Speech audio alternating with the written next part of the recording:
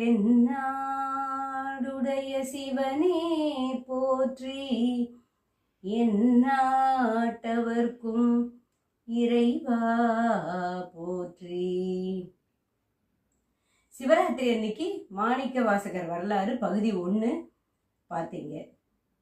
இன்னைக்கு திங்கக்கிழமை பகுதி 2. இனி வியாழக்கிழமை பகுதி 3 வரும். அதே மாதிரி திங்கள் வியாழன்னு முடியற வரைக்கும் வரும். பகுதி 1ல என்ன பார்த்தோம்?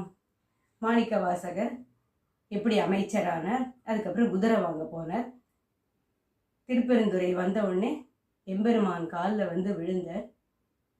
அது வரைக்கும் பார்த்தோம். எப்பேற்பட்ட பாக்கியம் பார்த்தீங்களா? எம்பெருமானே வந்து ஒரு பெயர் சூட்டி அவருடைய ஸ்தோத்திரங்களை, அவர் பாடல்கள் எல்லாம் கேட்டுட்டு மாணிக்கம் மாதிரி இருக்கும் அவனுடைய வார்த்தைகள்னு சொல்லி